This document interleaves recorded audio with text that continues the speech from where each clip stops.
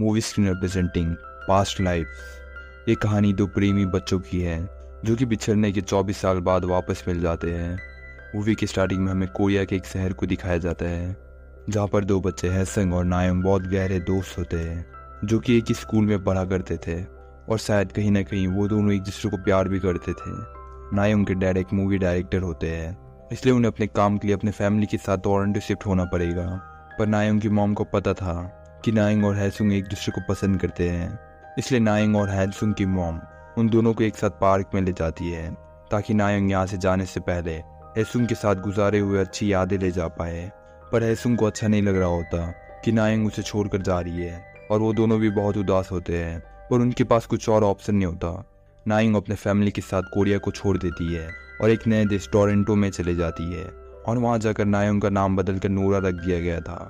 पर वहाँ पर पहुंचकर भी वो हैसुंग को बहुत मिस कर रही होती है। फिर हमें 12 साल बाद का समय दिखाया जाता है जहाँ पर हम हैसंग को देखते हैं जो कि हाल फिलहाल में मिलिट्री से रिटायर हो गया था, क्योंकि कोरिया में एक कंपल्सरी रूल होता है कि हर एक देशवासी कुछ समय के लिए आर्मी में सर्व करेगा।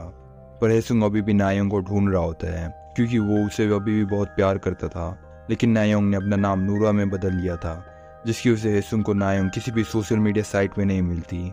वहीं दूसरी तरफ हम नायोंग को भी देखते हैं जो कि अब एक राइटर बन चुकी थी और अब वो न्यूयॉर्क सिटी में रहकर अपना काम करती थी।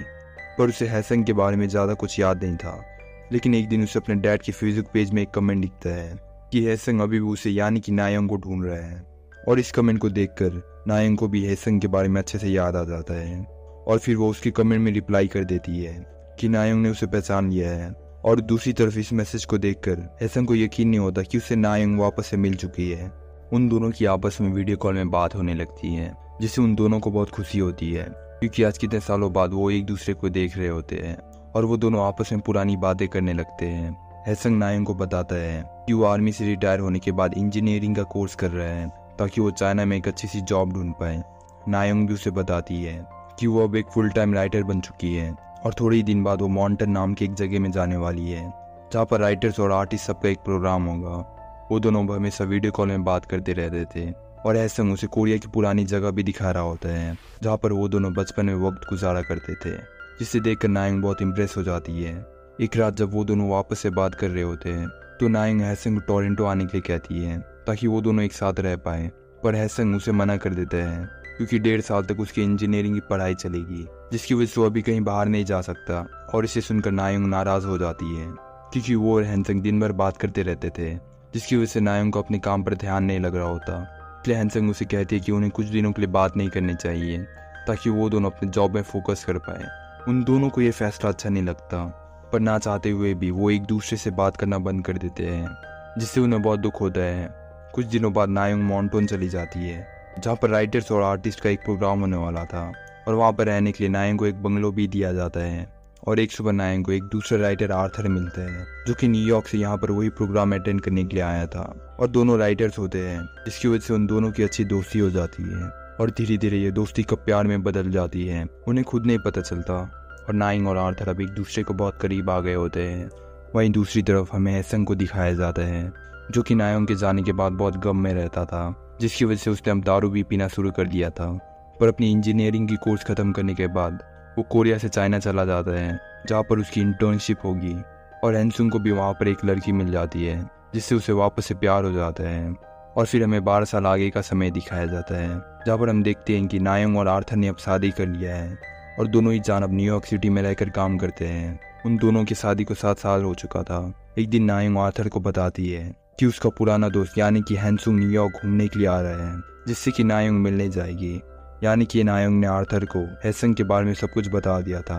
वहीं दूसरी तरफ हमें हैसंग को भी दिखाया जाता है जो कि वापस से कोरिया आ चुका था और वो अपने दोस्तों को बता रहा होता है कि वो कुछ दिनों के लिए न्यूयॉर्क जा रहे हैं ताकि वो वहाँ पर अपनी छुट्टियां मना सके। पर थोड़े ही दिन में हैसंग न्यूयॉर्क चला जाता है और उसके दूसरे दिन ही नायोंग उसे मिलने जाती है। दोनों एक दूसरे से मिलकर बहुत खुश होते हैं क्योंकि आज वो दोनों एक दूसरे से 24 साल के बाद मिले हैं और उन्हें वापस से अपने बचपन के दिन याद आने लगते हैं जब हैसंग और नायोंग एक साथ खेला करते थे। और अब एक दूसरे से मिलने के बाद उनकी खुशी का कोई ठिकाना नहीं रहता। नायोंग हैसंग को अपने साथ न्यूयॉर्क घूमने ले जाती है और वो एक दूसरे के साथ बहुत अच्छे से बात करने लगते हैं। हैसंग उसे बताता है कि अब उसके और उसकी गर्लफ्रेंड का ब्रेकअप हो चुका है क्योंकि उसकी गर्लफ्रेंड को हैसंग के जैसा लड़का नहीं चाहिए था असल में हैसंग बहुत ही सिंपल, ऑर्डिनरी और इंट्रोवर्ट किस्म का लड़का था, जिसकी वजह से उसकी गर्लफ्रेंड ने उसे छोड़ दिया। और ये सब सुनकर नायंग को भी बहुत दुख होता है। नायंग भी उसे अपने पति आर्थर के बारे में बताती है कि उन दोनों ने 7 साल पहले ही शादी कर ली थी और आर्थर का नायंग के मॉम और डैड के साथ बहुत अच्छा रिलेशन होता है। पर आर्थर को कोरियन नहीं समझ आती, इसलिए उन्हें आर्थर के साथ इंग्लिश में बात करना पड़ता था। बातों ही बातों में हैसंग नायंग को बता देता है कि वो न्यूयॉर्क घूमने नहीं बल्कि उसे मिलने आया है, क्योंकि जब से नायंग कोरिया को छोड़कर यहाँ पर आई थी तब से हैसंग उसे बहुत मिस करता था और वो हमेशा उसकी यादों में खोया रहता था, जिसे सुनकर नायंग भी बहुत मायूस हो जाती है। वहाँ से हैसंग वापस अपने होटल आ जाता है जहाँ पर वो न्यूयॉर्क में रह रहा था, और नायंग भी वहाँ से अपनी घर चले जाती है जहाँ पर वो और आर्थर एक साथ रहते थे। और जब आर्थर को पता चलता है कि हैसंग न्यूयॉर्क में बस नायंग से मिलने आया है तो वो भी बहुत उदास हो जाता है, क्योंकि उसे ऐसा लगने लगता है कि नायंग और हैसंग अभी भी एक दूसरे से प्यार करते हैं और नायंग ने उसे बस इसलिए शादी की थी ताकि उसे न्यूयॉर्क में रहने का पासपोर्ट मिल पाए। पर नायंग उसे भरोसा दिलाती है कि वो उन दोनों के बारे में जो भी सोच रहा है वो सब गलत है और वो सच में आर्थर को बहुत प्यार करती है। दूसरे दिन हैसंग और नायंग वापस से एक साथ घूमने जाते हैं, क्योंकि अगले दिन हैसंग वापस कोरिया चला जाएगा। वो दोनों फिर से एक दूसरे के साथ अच्छा वक्त बिताते हैं और साथ में एक साथ बहुत सारी तस्वीर भी लेते हैं। नायंग और हैसंग को देखकर लग रहा था कि वो दोनों अभी भी एक दूसरे से बहुत प्यार करते हैं।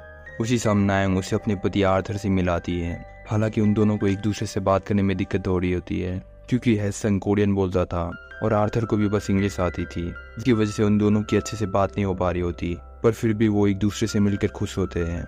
वहाँ से वो तीनों एक रेस्टोरेंट में डिनर करने के लिए जाते हैं, जहाँ पर नायंग उन दोनों की बातों को ट्रांसलेट कर रही होती है ताकि उन दोनों को बात करने में कोई दिक्कत ना हो और उन्हें एक दूसरे के बारे में पता चल पाए।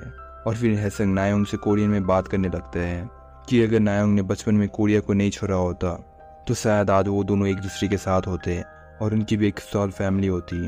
पर नायंग उसे समझाती है कि भगवान ने उनकी किस्मत लिखी है और वो दोनों आज जहाँ पर भी है वहीं पर ठीक है। और फिर नायंग वहाँ से वॉशरूम चली जाती है, जिसके बाद हैसंग आर्थर से माफ़ी मांगता है, क्योंकि वो नायंग से कोरियन में बात कर रहा था, जिसकी वजह से उसके मन में हैसंग और नायंग को लेकर शक पैदा हो सकता था।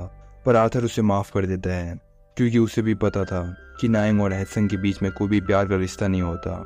वहाँ से वो तीनों वापस से अपने घर चले जाते हैं और हैसंग उन्हें कोरिया घूमने के लिए इनवाइट करते हैं, क्योंकि वो आज सुबह की फ्लाइट से वापस कोरिया जा रहा था। इसलिए नायंग उसे टैक्सी तक छोड़ने जाती है, जहाँ पर वो दोनों एक दूसरे को बहुत गौर से देख रहे होते हैं और उन्हें देखकर ऐसा लग रहा था कि वो दोनों अभी भी एक दूसरे से बहुत प्यार करते हैं। पर वो दोनों अपनी फीलिंग्स को दबा लेते हैं, क्योंकि उन्हें भी पता था कि इसकी वजह से नायंग और आर्थर के रिश्ते में दरार आ सकती थी। और इसके बाद हैसंग नायंग को आखिरी बार अलविदा कहता है और वो टैक्सी में बैठकर वहाँ से एयरपोर्ट के लिए निकल जाता है, जिसके बाद नायंग वापस अपने घर चली जाती है और वो वहाँ जाते ही आर्थर को पकड़कर रोने लगती है, क्योंकि नायंग हैसंग के जाने से बहुत दुखी हुई थी। और इसी सफल एंडिंग के साथ ये मूवी यहाँ खत्म हो जाती है।